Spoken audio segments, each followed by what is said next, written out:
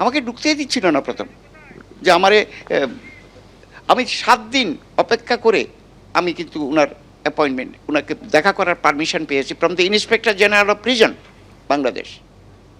এটা একদিনে হয়নি, এটা হেট্রেড দাদা, ইট ইজ এ হেট্রেড। একটা যেমন মানে যেমন আমি অন্য আরেকটা উপগ্রহের লোক মনে করছেন, উনি অন্য উপগ্রহের লোক, আমি বাংলাদেশের সিটিজেন না, আমি বাংলাদেশের লোক না, আমি তো এই দেশ স্বাধীন করেছি। আমার কান্না আসে, এটা বিশ্বাস করে না, কান্না আসে এই কারণে, দেশ স্বাধীন করলাম আমরা, আর আমরা অপরচুনিটি পাবো না to plead on behalf of the Chinmoy Krishna Brahmachari, আমরা পারবো না। আর আমাদেরকে ধরে ধরে মারবে, আমার চোখে জল এসে গেছে ওই দিন, আমার বিবেক থেকে আমি গেছি।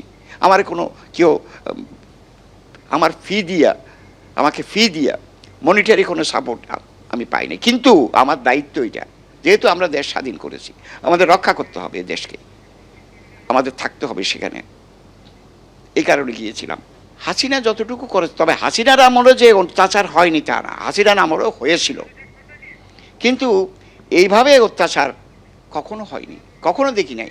এখন আমি সিদ্ধান্ত নিয়েছি আমি যাব, আমাকে হয়তো তারা অ্যারেস্ট করবে টুডে অর টুমরো, করবে ওরকম হলে, কিন্তু আমি কিন্তু দেশ ছাড়ব না।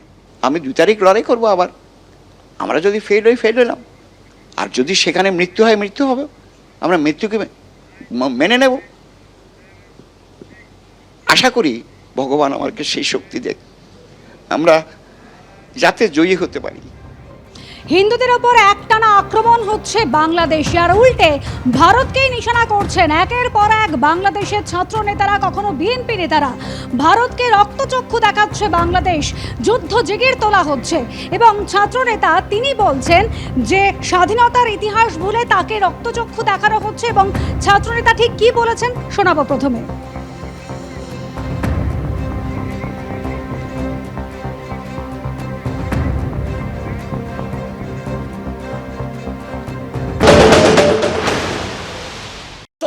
এসে বিশ্ব মঞ্চে দেখিয়ে দিয়েছি যে তোমাদের আছে ক্ষমতা, তোমাদের আছে পাওয়ার, তোমাদের আছে টাকা, আর আমাদের আছে রক্ত, যে রক্তের মাধ্যমে আমরা দেখিয়ে দিয়েছি বিশ্ববাসীকে আমরা এই বাংলাদেশে কোন বৈদেশিক শক্তির গোলামি অতীতে মানি নাই, ভবিষ্যতেও মানব না।